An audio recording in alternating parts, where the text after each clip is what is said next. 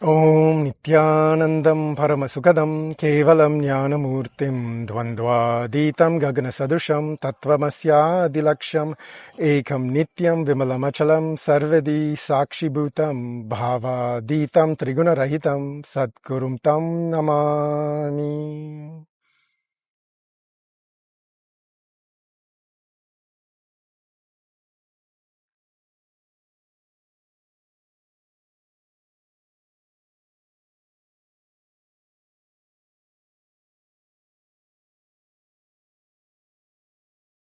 Nithyanandam, everybody. How's everyone doing today? This is episode number 2. I really enjoyed talking to all of you, but I also think I'm just talking to myself, documenting the transformation that Swamiji is making happen to this Jivatman and this Paramatman connection. So, I have no script for these things. I don't know. I don't have anything prepared, but after I say the Guru Vandana mantra, something always downloads in me through the Paramatma. So what downloaded was, this is going to be episode number 2, and it's going to be about integrity as a strategic solution for your life. In the Upanishads, the word is used Brahman. In the Agamas, Shaivagamas, the word is used Paramashiva. In the Gita, the word Bhagavan, Paramatma is used. So I might use all of these interchangeably, but usually I like Paramatma and Paramashiva or Bhagavan. So, integrity as a strategic solution for your life. See, there's a lot of misunderstandings about the word integrity. So I want to talk about this. The first thing is people think that integrity is some type of rule set or set of regulations used to control you, right? Be integrated to some dogma. If this guy has integrity, he'll never tell a lie. He's rigidly honest. And then also in the popular culture, in the cinema, what's being shown often is that the smart guy, the clever guy is actually the cunning guy who either cleverly cheats somebody or gets away with something, makes a lot of money. He's shown to be really cunning and clever, whereas the honest guy is shown to be kind of a fool sometimes. But integrity is not about being cunning. It's not about being honest. There's a lot of misconceptions about integrity. Integrity is not about morality or ethics at all. I'm going to talk about integrity from the perspective of what the Guru, Sri Nithyananda Paramashivam, has revealed from the Shastras. And it's the same, whether it's in the Shaivagama, Vaishnavagama, Upanishads, like I said, or in the Gita. So we're going to talk about integrity and why integrity is actually a power for your life. Why integrity can actually help you overcome a lot of life's challenges, and why integrity, if you don't have integrity or fail to be integrated, why a lot of problems and challenges in your life seem to be insurmountable. So what is this integrity? Well, the first thing to know is that integrity is a power. Now, everything I'm saying is not something I came up with. It's all has survived the acid wash of the Apta Pramana, the Shastra Pramana, and has been revived by His Divine Holiness, the Supreme Pontiff of Hinduism, Bhagavan Sri Nithyananda Paramashivam. So that's where all this is coming from. I'm a zero. I'm nobody. I'm just a zero inside, shunyata. Because I made myself a zero through the Guru's initiation and through my own conscious decision, what's flooding the space now is Paramatma. So, pranams to that Paramatma, pranams to my Guru. Integrity. Integrity is a power. It's not like you have to practice integrity. It's not like integrity is hard. What is integrity? Integrity is just a power. It's always there in your life. In fact, if you think about it, we're always integrated or have integrity to something. And I can speak of this from my own experience before the initiation from the Guru. And a lot of people can probably relate to this, like someone who's lazy, wants to sleep in a lot, procrastinates a lot. Well, he's very integrated to procrastination and sleeping in. Someone who wakes up every day goes to the gym at 5 in the morning, eats well, has good habits, he's very integrated to that. So we're all integrated to something because integrity is just a power. It's a natural life force. It's not like he has integrity and he doesn't. Everyone has integrity. Integrity is what makes the life run, but we're all integrated to different things. So if we go deeper, integrity is actually how you identify yourself. Very simply, it's about recognizing who you are. If you think about the word recognition, recognition, it's about recognizing who you are. Recognition, recognize. So it's about identifying who you are and recognizing who you are. I'll give you a couple of examples, okay? Michael Jordan, amazing all-star, of course, basketball player, Chicago Bulls. Michael Jordan was highly integrated to the game of basketball. In an interview one time, he was asked various questions, and he said, it's a matter of where I wanted to gear my energy. So he understood. He could be integrated to a lot of things. He decided where he wanted to gear his energy to. I'll give you another example.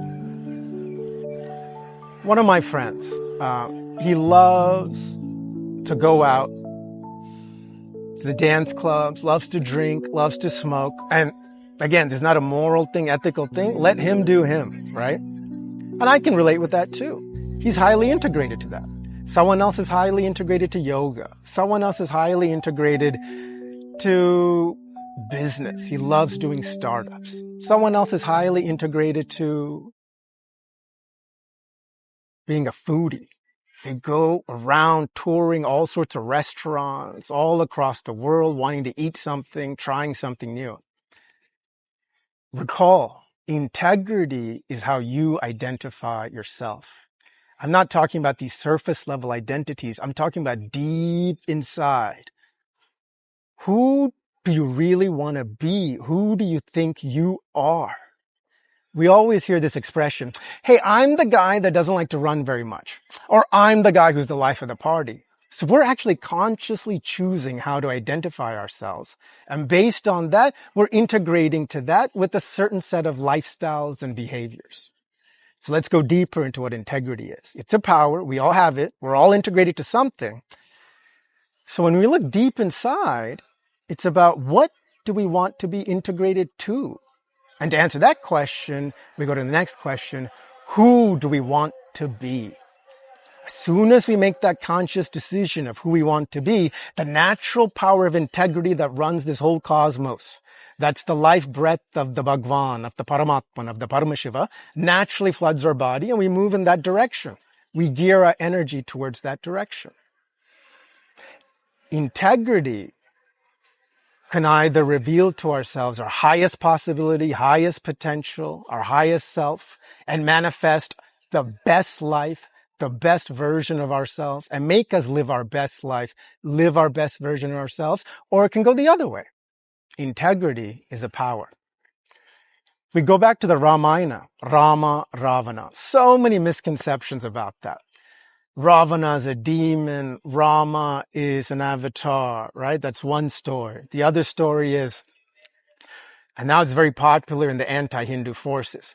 Ravana was this Dravidian South Indian guy, and Rama was this North Indian Aryan guy. It's really a fight between that, which I found really stupid because that whole analysis is like the emperor has no clothes. Because Rama is Shyam Sundar. He's a dark-skinned, black-skinned guy. Ravana is not. He's a fair-skinned guy. So if you're going to make this weird argument of white North Indians attacking black South Indians, and that's what the Ravana story is, even that's stupid according to the own story. Rama's the black-skinned one. Ravana's not. Anyway, leave that. Let's examine that story again. But I'm telling you, that's how the anti-Hindu forces attack you. They confuse you. Don't get confused. Integrity is a power. See, Ravana didn't meet his demise because he was challenging Rama. In fact, he had already sealed his fate, both actually. He had already sealed his faith and he had already sealed his fate by committing a huge mistake connected with integrity. And I'll talk about that story. See, Ravana was actually a Brahmin Purohit. Okay. Parvati Devi had asked Shiva, hey, build me a nice, beautiful city. I don't want to live in Kailasa anymore. And Shiva said, okay, Parvati. He had Vishwakarma come and build a nice golden city in Lanka. As part of the Graha Pravesham, all the rituals to inaugurate the city, he has Ravana, the Brahmana Purohit, to come and do all the rituals. At the end of the rituals, as is standard, Shiva asked Ravana, what is your dakshina? What do you want for performing the rituals?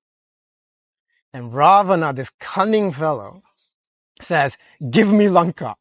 Shiva, of course, was very casual. Okay, take Lanka. He had Vishwakarma build another golden city in Arunachala for Parvati Devi. But see what Ravana did. He abused that whole issue. He abused his role as the Purohit performing the rituals for Shiva, consecrating the city by asking for the city itself. And that's how he became the king of Lanka. So that first misstep, moving away from integrity to Paramashiva, moving and gearing his integrity, gearing his energy instead to the integrity of being cunning, sealed his fate. That started the entire karma for Ravana, which ended up with him being possessive and wanting to kidnap Sita, which ended with, of course, Rama destroying him. So Rama's story reveals an important lesson for us. What do we want to be integrated to? And going back further, a lot of times for short-term gain, to solve a life challenge before us, we choose not to be integrated to our higher selves, not to be integrated to our commitments and the word we give to ourselves and to others. Let's call that cheating. We're integrated to cheating instead. And we get a short-term gain, not realizing we're setting ourselves up for devastation later. Long-term gain always works when you're integrated to your higher self. That's how you meet all of life's challenges. There's so many examples from Bhagavan Sri Nithyananda Paramashivam's own life, right? When the attack happened on him 15 years ago, the brutal attack, he had a choice. He was put in jail. The police tortured him like anything and wanted him to write a confession that the Hindu Guru Sishya Parampara is not legitimate, Hinduism is not legitimate, and he is not legitimate. And they tortured him for more than 40 days. But Swamiji stood firm and chose instead to be integrated to Paramashiva. He chose instead to be integrated to Meenakshi. So at that time, everyone thought, this Swami, what a loser. But now with the establishment of Kailasa, the first sovereign country for the Hindu diaspora, even the naysayers are thinking to themselves, oh my goodness, who is this person, this Swami? He must have some power, no? Actually, he's not a person. If you're seeing him as only the body, you're missing it. Think about what's the energy manifesting through that body. And that energy, that power, that Shakti is integrity. Swamiji's, Bhagavan Sri Nithyananda Paramashivam's integrity to Meenakshi, to Paramashiva, to his vak, to his commitment to reviving the Hindu civilization is what gave him the power to rise above all of the challenges that were thrown upon him and to be the head of state of the first sovereign Hindu nation. That's not a small deal. That's a big deal. That's a really big deal. And all of it came because of the power of integrity.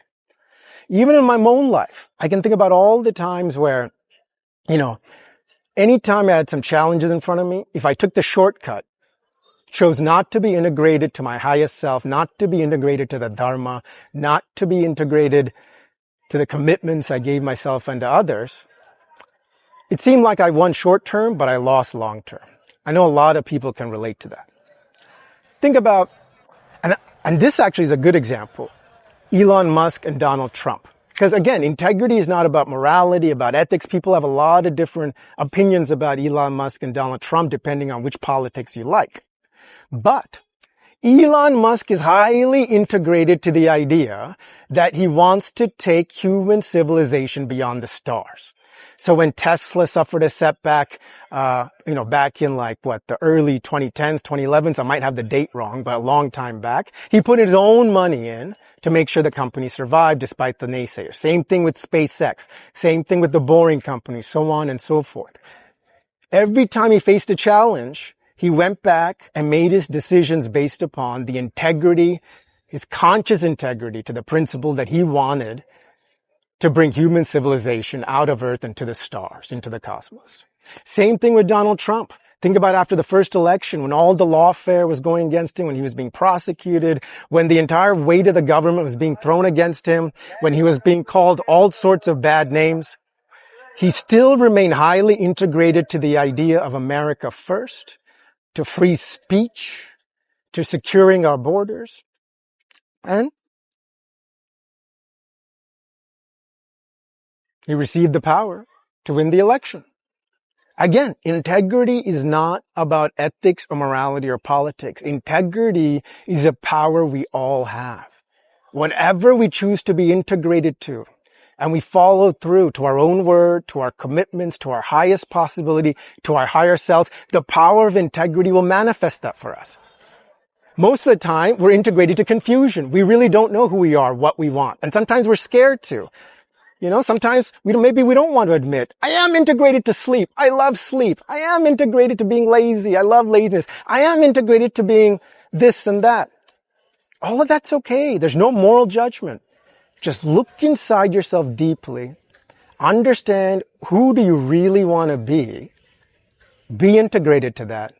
And the natural life force, the life power of integrity will manifest your goals, will manifest your strategies, will manifest the right type of people and situation.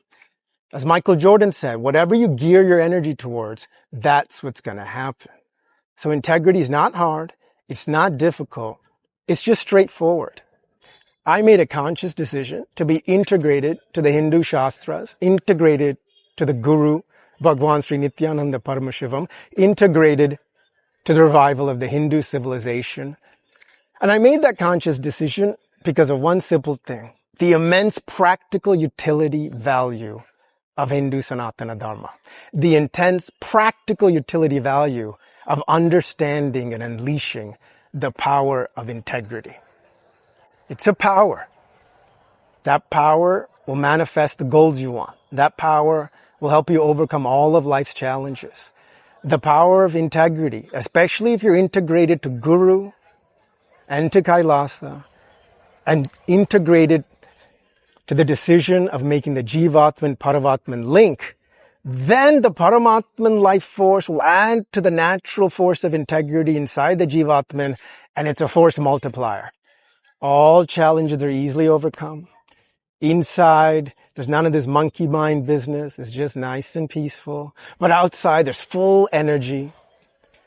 Integrity is deciding your identity. You make that conscious decision and just follow through with your behavior, and it creates a natural virtuous cycle where more and more integrity is unleashed, more and more of your higher self, your highest potential is unleashed. All the challenges you face are overcome. All the goals you want to manifest, whether it's making more money, having a beautiful family, wanting some high position in life, high status in life, or wanting the Jivatman, Paramatman connection. No judgment, no ethics, no morality. It's just straightforward. Integrity is a power. Choose what and who you want to be integrated to. I strongly urge you to be integrated to the Guru, to be integrated to Bhagavan Sri Nithyananda Paramashivam, because he only can give you that Jivatman Paramatman link and have the energy of the Paramatma Paramashiva flood through you. If you choose to be integrated to that, there's nothing that's going to stop you from manifesting all your desires. And that Hindu cycle of dharma, kama, artha, moksha will naturally happen. Be integrated, get wealthy, fulfill all your desires, and help others do the same thing. Or be integrated to depression, to drugs, to alcohol, to pornography, to all sorts of abuse, and enjoy that. Not very enjoyable after a short time, though. It'll lead to depression and death, but leave that for now. Anyway, we'll stop there. It's all very brief things, but we'll go deeper and deeper into them throughout the series. With that, I will stop when finished with the Purna mantra. The Guru Vandanam opens, the Purna mantra of completion closes. I thank you again for your listening, and I hope you enjoyed the Purna mantra that I'm about to recite. Om Purnamada Purnamidam Purnat Purnamudachyate Purnasya Purnamadaya Purnameva Vashishyate. Om Santi Santi Santihi. Hari Om Tatsat Sarvam Bhagavate Nithyananda Paramashivam Padukar Arpanamastu. Om Nithyanandam. Thank you, everyone. Be blissful. Bye. All of that.